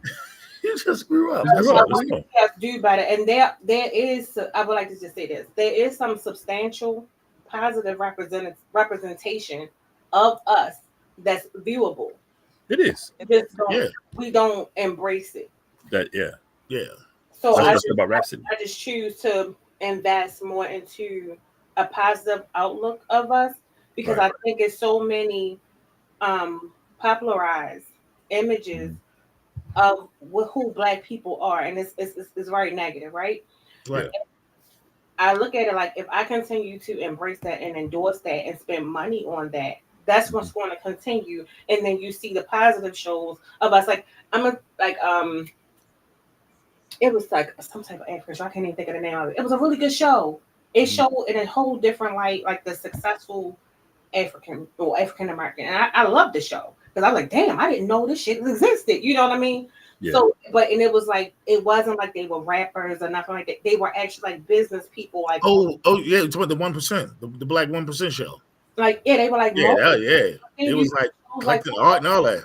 yeah, and they don't get enough recognition. And I'm like, why? This shit is amazing, you know. and it's kind of motivating. But then, I mean, you see violence and everything, all of that stuff, but it's always what highlights us negatively is the viral moments, or we gotta be beefing, or we gotta be exploiting each other, or doing some other. I'm not with none of that. So Because they put that out there a let me long take the time wages. ago. I'm sorry. Yeah. Go ahead. No, they put it out there a long time ago that what you see is what you mimic. Like, Mhm. prime example, like you know how I feel about the serial killer thing. I feel like they push that type of narrative to keep, the negative impact on society. Same thing with us. If you keep putting it in somebody's face, this is how we supposed to be. Eventually, you develop those type of mentalities. You feel me? Because it's a lot of good. It's a lot of good TV shows and music and all that stuff out here. But if that's not what's catching your eye, that's not what's bringing the viewers in. They're going to keep pushing the negative. They're going to keep like that auntie show on Zeus. Oh my God, it's the I most never seen. tragic Yeah, thing in my life. I've seen the clips and was like, oh yeah, that shit was terrible. But and there's a sense of bullying. These are women that are old enough to be my aunties. Like, Right. Literally. like, They are aunties for real, you literally. feel me? Like, come on, Literally. man. But It's sad to watch. Almost, it's like we sell ourselves for the value of $1. No, so let me tell you what happened. So different world inspired a whole generation to go to college. Yep. Right? The Cosbys inspired a whole generation to think about marriage, right? Mm-hmm. Then what they did was the black showed, like the black people, Eddie Griffin and all them really came out and said, listen, UPN was just a pilot network. Yeah. Right? And they tried to do a white pilot show and it went terrible. But they did a black positive pilot show and it went bonkers, right? Yeah, went through the roof. Yeah. So then they said, okay, well, this is but this is the formula to get our shows running. So if you ever seen it's like the slave show called Underground, right? If you ever watched that, it's the first time that we wasn't singing and dancing. We was actually fighting and getting with the Indians. They're talking about the Gullah Wars. We making our own money. You know what I'm saying? We ain't getting caught, hung, or none of that shit. Like, we really fighting back. No victimizing, no nothing, right? It was on the We TV, right? We know. And it was doing numbers, right? I was working for Sinclair Broadcasting at the time, right? Which owns all of Fox 45 News. Yeah. Station. Clear. Yeah. They end up buying that so they can cancel the show. Mm-hmm. Now, when they brought the station, because the station was a small station, but the show was so good, they was raking in ratings off the meat rack, right? They said, well, okay, well, if the show don't get canceled, Oprah could buy the show. And I go, how?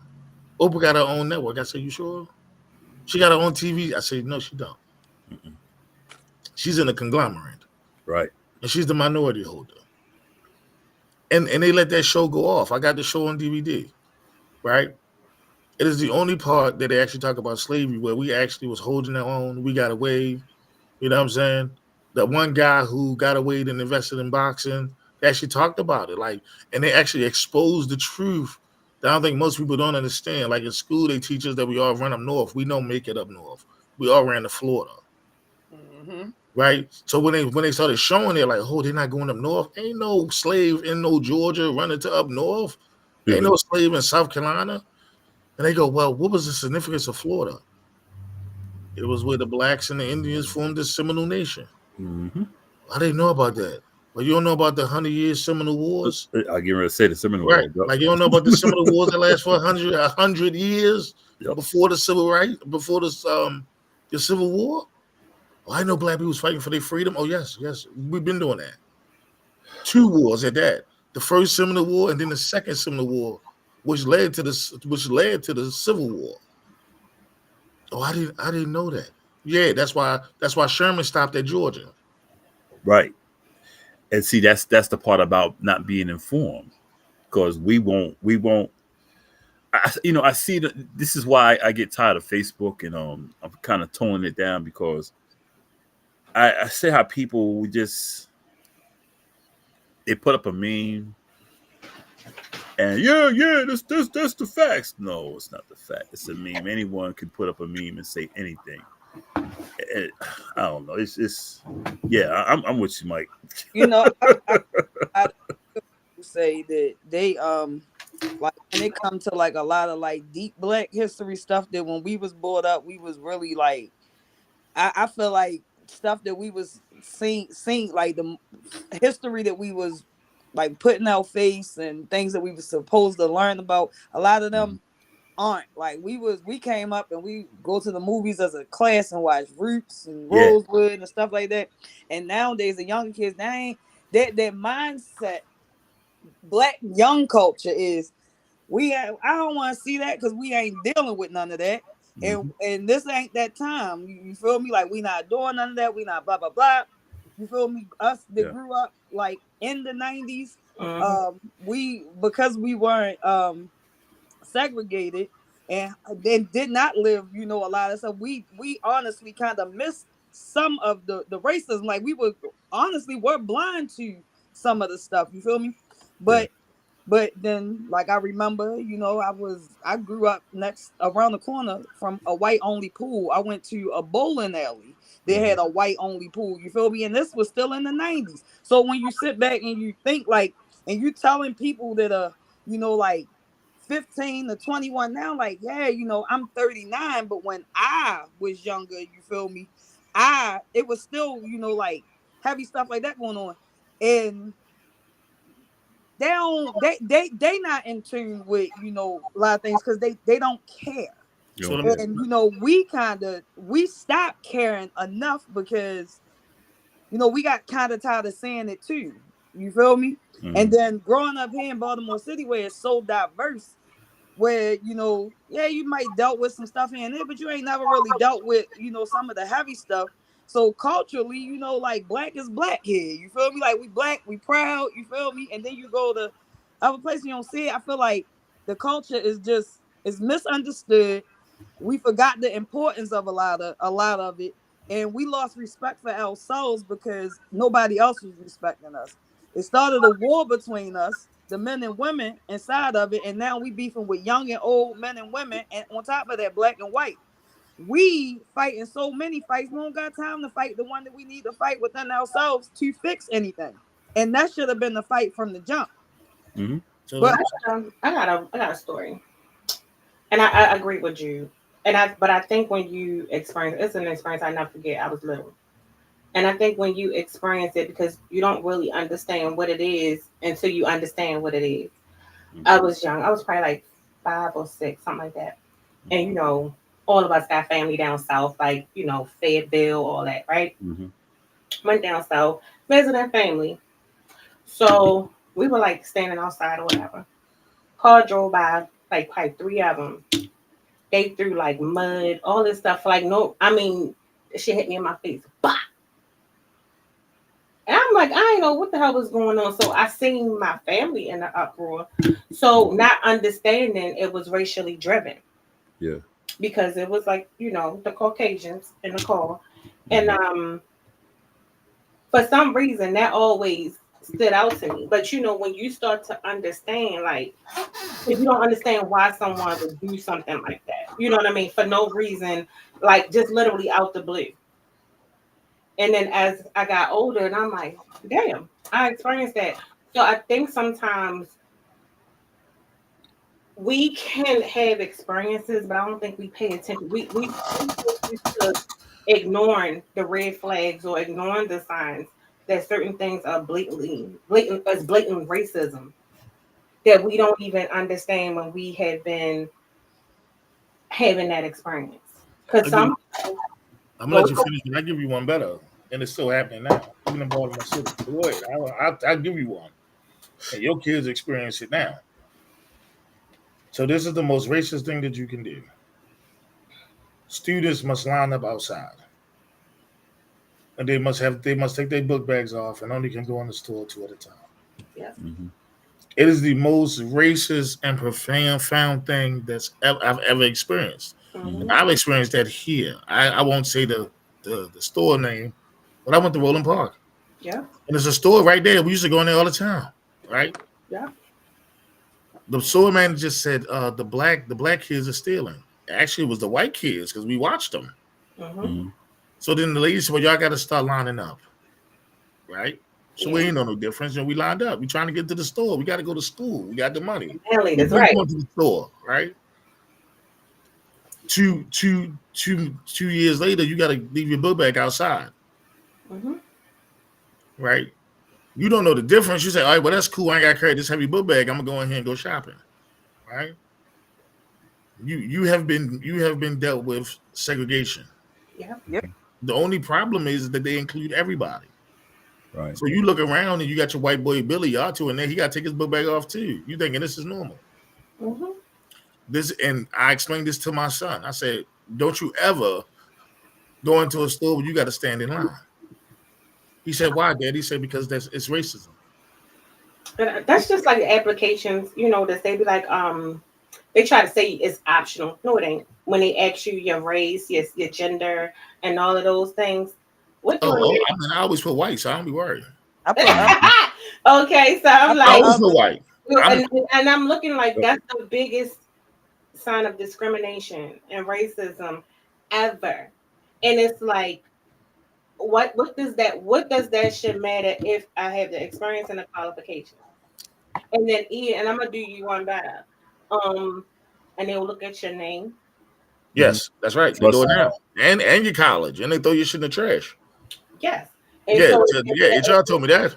Yeah. And the worst that you have is like a quote unquote African Caucasian type name, like a Tyler, and then you walk in and you 6'5" per chocolate. That's right. My name is Michael Taylor. Yeah. I've been on many interviews where they were surprised that I was 6 foot, 260 pounds. Yes. And I walk through the door and it's too late because I'm already in. You know when I first heard that? What should that matter? And I just look at it, that's just another form of discrimination, even down to like gender, all of those things. And I'll be like, sometimes I try to leave it off or whatever, they ain't gonna call you back if you leave it off. And you know what? No, you always pick. Call you back is either because they're trying to do, and then it's the diversity thing. They want to be inclusive, or you'll be the token African American person, or you have to be a certain type of African American. So let me explain. According to Trump, you got to be Mexican in order to get a job. Yeah. So look, this is the funniest, right? So I get calls, right? I was in front of my homegirl, right? I'm talking like I'm talking to y'all. I'm like, "What's up, y'all? You know what's good?" But when I get on the phone, it's "Hello, yes." And she's like, "What the hell?" Yeah. So I'm like, oh yes, how are you doing? Well, I'm having a wonderful day. And she's like, "What the hell?" I said, "Well, my mother taught me how to code switch." I never understood why she kept saying, "Pronunciate your words." Yep. I want to be able to hear the syllables, right? Until I start saying, "Well, y'all say Doug, I say dog." You know what I'm saying? I say dog. I don't know what a Doug is, right? You know what a Doug is? You mean a you dog? Know what? You know what, Mike? So okay, good. So when I started, like, I had to realize that, like, when you get called, like, because when they call you, when you don't click nothing, they're listening to you, right? So I'm having a wonderful day, you know, and I'm having a great evening. I was surprised that you gave me a call. I'm astonished, and I'm also curious of why. Did I get the job? Right? My homegirl was looking at me like, when I got the phone, Michael, who the fuck was that? You know something, Mike? I said, oh, well, that's corporate Mike. You know what I'm saying? That's corporate. A question from the audience after Bosco goes. You know something, Mike? My mother told me at 9 years old, you need to speak clearly because that's right. You're black, and so like when I'm talking to everybody else, I'm like, yeah. When I get on the phone, I'm like, good morning, how are you? Hello. Are you doing well? That's right. I get my business voice. And when they see me, like you said, like, yeah, this nigga 6'1", 270, 280 pounds. Yeah, it's right. You didn't expect that, did you? Huh? I had like some of my friends, they'll be like, oh, she about to put on her white girl voice, and I'm like, what the fuck is the white girl? Yeah, it's a business voice. It's a business voice. It's called you write and print when you talking to the public, but when you talking and you working, you writing in cursive. That's right. You know what? You know what special ed said? Special ed said, hey, y'all get all the print all day, but when I was a professional man, let me turn my cursive on real quick. Mm-hmm. You know what? Special ed said in the song, I got it made. I'm outspoken. My words are broken into a slang, but that's just a dialect that I select when I hang. That's right. You know what? Jude might can empathize with this as a woman. I'm sorry. Then I'm gonna get to the question. Yeah, I thought you were gonna get a question. I'm sorry, yeah, for real. but I just want to make this point real quick. It's something, and the journey. Okay, Mike mentioned being natural, and I meant to mention this before. What I've known since I've been locked, right? Mm-hmm. There is a community of beautiful women that embrace each other. It's like a sisterhood, right? Oh yeah. They like, sis, I like it. You know what I mean? It's a complimentary thing. But I also noticed there is also a huge or a large group of people, not only culturally and externally, that are truly intimidated by a natural woman, or you're prejudged. You know why? Based off of your locks or your naturalness. And I'm gonna tell you why. So I learned this. I'm gonna tell you why. So when I had dreads, right? And a white guy told me this. We was in Miami, chilling. Real racist guy, cool as hell, because he kept it 100% with me. So he said, Mike, and I had my dreads was long. I got pictures and all. I looked good. I can't grow them again, but I was like, you know what I'm saying, Kuta Kente out here, you know what I'm saying, little Jamaican Bob Marley. But what he said was, locks mean that you discipline, right? And that scares a lot of people, right? Because it takes, it takes tremendous patience, time, and care to grow your hair. Which means that whatever you do, you're going to take that same time, care, and discipline, right? And that's looked at as a threat. So, like, if you go on a job interview, they know that you're not going to be the one in gossip, you're not going to be messy, and you're not going to take sides, which means that you can't cause confusion amongst the blacks that they need. So you may never get the job, right? Not only that, that's where I was going with it. And you're not welcome in the certain circles as homegirls. But no, they'll say, like, this is the thing. This is, and I went on an interview recently, and the first thing they're like, "Oh, you have really cool hair," and in my mind, I ain't got it, because out of everything in my presence, and all I said was, "Hey, good morning," how I normally am. Right. Everything you say to me is about, so I said, yeah, I ain't gonna get this one. This thing, this is not the one for me. And then what the fuck is cool? Excuse me, but what the hell? What is cool hair? Like, what the fuck is that? You know something, Coco? When I had my dreads, I went to a job and I had mine tied to the top, like a carrot top. And the lady was half Korean and half white. She hired me, and she said, I like your hair. I was like, all right. She said, how long you been growing it? I said, about 4 or 5 years. I said, I cut it a few years. And she had made a statement that I wanted to backhand her. She said, I was going to hire you just for your hair. And I looked at her. I said, why that? Half white, half Korean. See, I'm gonna tell you something. Something about the Asian culture embraces the more cultural we look. But the more cultural we look, especially, I can only speak for the woman. I can't speak for you. From experience, I've noticed when, I love my weave, all of that stuff. I was more accepted in an interview. I can say that because I'm on both sides of the spectrum right now, right? Right. But the more I embrace my natural state, and like now, I notice the focus is more on that. And I mean, and it could be neat, it could be pulled back. We talk like, I'm gonna just pull it back, and it doesn't matter. Yeah. The more cultural you look, and I hate to say, someone said, or too black, so to speak, is you're pretty much it disqualifies you, and that's I mean the same as beard. Yeah, but wait a minute, but Beard's the same way. but I want to say, I feel like being a natural woman in general is, I can't say that it's more towards just like other cultures towards us, because I feel like the biggest hate come from within. Because a completely natural woman, like a woman who is like hair natural, skin natural, you hear the other sisters, it ain't not wrong putting a little lash on, a little makeup on, blah blah blah. I had a woman tell me before, even tell my girl, I don't know why your girl wears so much makeup, because she keep without makeup. And I don't wear makeup all the time. I just like to wear makeup when I'm going out, because I like the look that it enhances when, because I feel like it's supposed to enhance your look, not change your look. Exactly. So I wear makeup for the enhancement. So when she told me that, I said, I know how cute I am. I don't wear makeup to be cute. I wear makeup because, I like it. And when I wear my hair out, I feel like I get more stares. People try to touch, all types of stuff.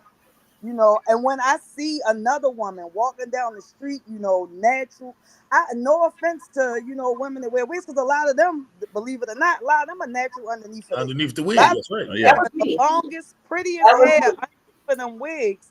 And that's their choice. You feel me? So I don't discriminate on what you choose to do. Because I used to be Coco didn't. She didn't know me during my weave days, but I was a weaver at one point in time, and I was wearing wigs before wigs was popular. I was wearing the ones that was $10, and you used to wear the half and leave your real hair out, kind of. You feel me? But no bullcrap. But it's something about when I got my hair out, or when I got my hair in a more natural style, like the little fro I got right now, and I'm walking down the street. It's the stops, the conversations. I give other women, their flowers. I get so many flowers, you feel me? But then you got the ones that look. I hear that ain't her hair. No, but my hair is this long though, and I could wear it, but it's just hard to manage. You feel me? It takes hours to wash and dry. See, that's where the discipline coming at. So, yes, it's a lot, but that is a commitment. But I love my hair, because I remember at one point in time, I did not. And you could not get me to wear it out. And I used to look at the girls the same way. But I used to love their hair like that. How she get her hair like that?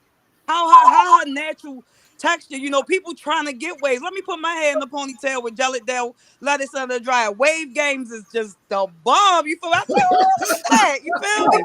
And this is something, Jude. And that's why I think the debate is, and I still do. I'm very vocal about women's hair. And I feel like most, even when I used to wear, I don't know why you wear that shit. It's always, you embarrassed to be black, or you something. You hate yourself. It's not. First of all, you ain't got no hair. No, I love my hair in this natural state. I'm actually natural when I take this bitch off. And I have hair. I have length. I got hang time, all that shit. Yeah. But like you said, sometimes, like, I don't know how to do hair. I ain't gonna hold you. This is one of the reasons I got these, because I don't know how to do that shit. And Jude can tell you, I don't know nothing about hair.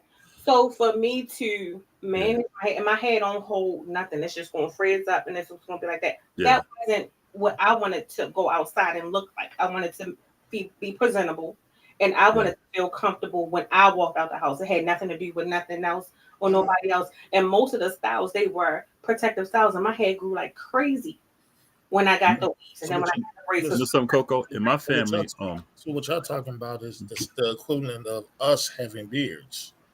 Yeah, right? Yeah, man. A beard is a powerful thing, right? Like, it's the most scariest thing that you can wear when you go and interact with other cultures, right? Because a beard is looked as a strength. Most of the greatest warriors had beards. Right? Yeah. So when we started growing our beards out, we almost put Gillette out of business.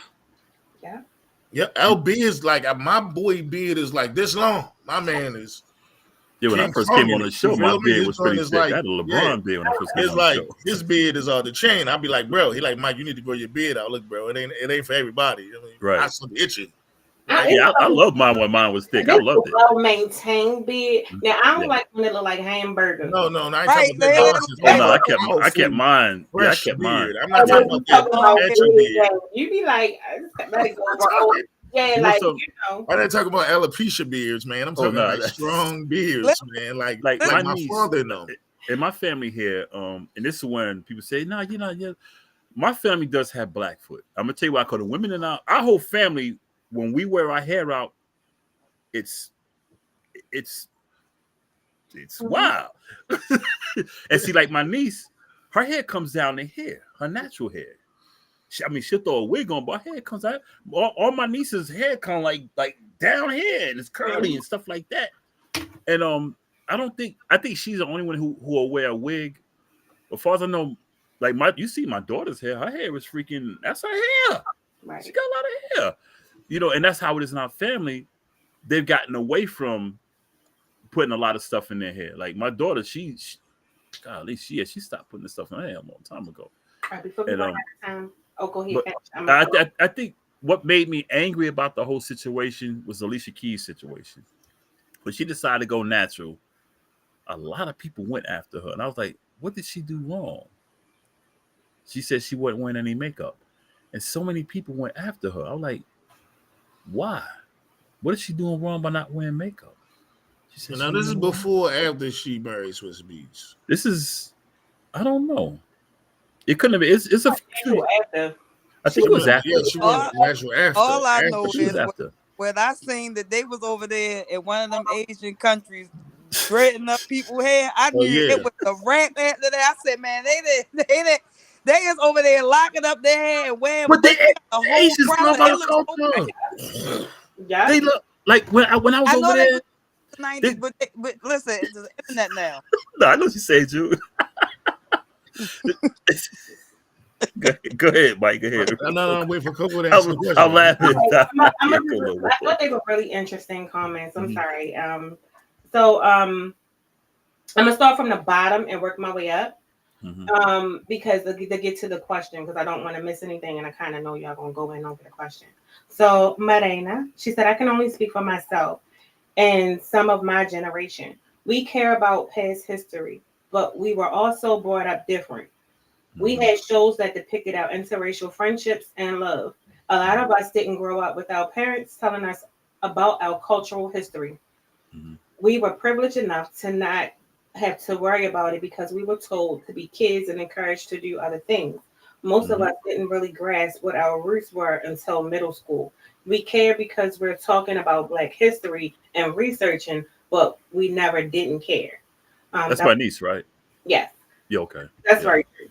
And then what did I say? She's right. They supposed to be kids, and we learned a little later. Yeah. Well, they said my name was Scott Elliott. Mom's named me that so I could get through the door, and it would be the only indigenous Scott in the neighborhood. He said, PE, we were robbed of our culture, our religion, our God, and many of us, by the way we act, lost our minds. I think that was from previous conversations. Yeah. Then he also goes on to say, and mind you, I'm working my way up. The demise started with good times, showing us poor and struggling is in the projects. Then the only way to come out is to be adopted by white people, different strokes as well. Different strokes, yeah. We need to adapt. We need to adapt to the way the Europeans lives. Cartoons as well. Thought, and he said, "What are your thoughts?" That's the first one. Then he, before that, he says, "We need a seat at the table as well as have an organized government of ourselves." Then it says, "Thoughts on the movie Good Deeds?" Tyler Perry. I don't get down with Tyler Perry movies. Yeah, I watch the movies. I don't know it. But let me talk about what you're talking about. Good Deeds. I'm not going to lie. I don't think I watched that one. Yeah. So I'm gonna get to his original question. If you follow the grassroots, right? The grassroots is been taking hold in California. You know what I'm saying? They're the ones that started the reparations fight. This was the reason that we demanded something from our government officials, right? The young boy in South Carolina that was running, right? And he was asking the same thing, like, yo, we need a seat at the table, right? Our table has always been broken because J. Edgar Hoover said the most dangerous thing in America is organized Black people, right? It is the reason why when you listen to people and they say, I can't believe the people from the family of Bruce Beach just won a beach. Well, check it out. The black family in Annapolis about to win a beach. Mm-hmm. Right in Charles County, they're about to win a beach title in Maryland. People don't even know, right? The thing about it isn't the fact that we don't want to sit at the table. Mm-hmm. It is that we impact every black nation if we do get a seat at the table. See, most people don't understand is that, oh yeah, we lost that way. We didn't lose that way. Marcus Garvey said it best. The black man is to be seen in the light that he decides to be seen as, right? Mm-hmm. Propaganda is what they learned from Hitler, so they use that to make us look bad, but still at the same time, we did 3 riots, right? So we did 1 riot first behind Mike Brown. We did the second riot behind Freddie Gray, and the 3rd riot behind George Floyd, which let the black Israelites in Israel do their riot when they was getting kicked out. Yeah. Right. So we are the most impactful people. So they can't let us sit at the table. Right. And in order for us to sit at the table, we got to bring our table. Right. For us to govern ourselves, you think that we monolithic, and we're not. We're not all the same. Right? We're not. Our culture is built on us being different, right? The problem with black people is that black people want to say, well, if a black person in Baltimore is the same, then a black person in Chicago can. We're all different. We're different. You know what I'm saying? I'm part of the Yamasee Indian Nation. Mm-hmm. You know what I'm saying? Like, and I visit them. I'm part of the Mesquite Nation. You know what I'm saying? Like, I visit. They're all in South Carolina, right? I'm part of the Black Creek Nation. Right, so I'm a black person. Yeah, I'm a black person that know that Black Creek right here. My family been here since day one. Exactly. Right, all in Yamasee, Florida, all in Buford. I got the records. Right? Buford. So in order for us to be monolithic, this is what I tell black people: trace your family history. So Mike, me and you might be connected somewhere because you name places. That's right. Where my people came from. Yeah, we're gonna find out that we cousins. I tell people this all the time. This is the problem with Black America. Yep. We have not understand that we're one tribe. One tribe. And on that note, you said what? We're one tribe. That's it. That's all. Because we running out of time. Mike just said it because he just named Creek and Buford, and that's what my people. That's my father's side right there. I know, but look at the time. Right there. And I'm like, and with the Creek. Look at the time. That's how, huh? Look at the time. Yeah, we ran out. That's 2 hours went fast. So we didn't even have a break, and that thing went fast. All I'm gonna say is, dang, I enjoyed this. So I have an idea. We need to bring it back. Part 3. Yeah, we need to bring it back. We need to bring it back. Run it back. Because I really like conversations like this because I feel like there's so many different perspectives and avenues, and I think you see that.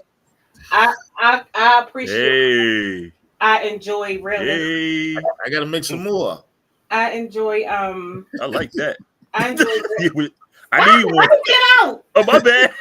No. Don't do that to me all the time. I need one though. No, what I'm saying is we're gonna bring it back because I really enjoy the realistic and substantial conversations. Like these are, I think, the ones that's really important and that matters. It's like it's not bickering, it's not gossipy, but it's actually real life today. What's impactful, and it's very insightful. And I'm really grateful that both of you guys came up here. I think this was really well balanced, and I enjoyed it.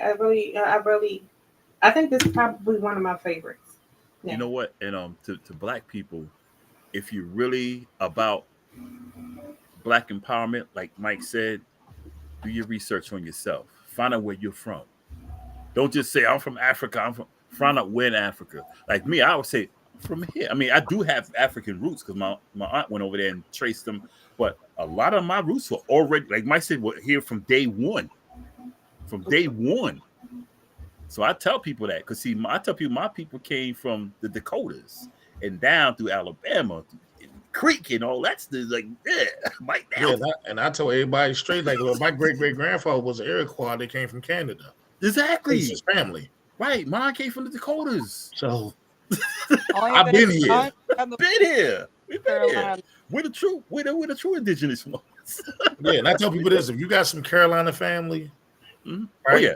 So if you got while y'all do y'all great ancestry, Jude, is there anything people like to say before we get up out of here, before they do something they can do offline in the DM? Yeah, I do got one thing I wanted to say because I forgot to say it because I was doing little things. But what I wanted to say was um, for everybody out there that's planning on becoming like famous or doing movies or something, watch the old movies. What's Love Got to Do with It, Temptation, all them, because they explain to you the importance of reading your contracts. It started back then. Yep. Read that. I know that was TLC. totally left, but they put a lot of truth in these movies and on TV. I think on every show I come on here lately, I've been telling you about what they put on TV. So pay attention. That's all we need a part Not 3. We need only to run to it back. Ratchet TV, but pay attention to the TV because Rudy Raymore did his thing. That's right. Dolomite. Did his thing. And all I'm saying is I'm still learning a lot. But watch the old stuff. Watch the stuff that y'all kind of look at as old. Watch that stuff because it gives you a lot of knowledge. Yep. It really does. Yeah. So, I'm gonna let Boscoe close out. So I think my final thing is just, of course, as always, thank you guys. Thank you, YouTube. Also, like the video, all of that good stuff. Comment, subscribe, all that good shit. Part 3 will be next. I don't know what it's gonna be. It may be a little bit different, but I think I'm geared toward the substance part. I really like this. It was a good element. Well, there we go. Substance like marijuana. We talking about we can talk about that too next week. Anyway, anyway, y'all, thank y'all for everyone for tuning in for the Casual Convo Show. Watch us every Wednesday from 8 to 10 p.m. on YouTube, Facebook, Instagram, everywhere. Wherever, just Google us, you'll see us. Thanks to Mike. Thanks to the Jude. Thanks to Rich behind the boards. I'm the co-host Bosco from the Bronx. That's Coco. We are out to next week. See y'all. We're out, y'all. Peace. Peace. And so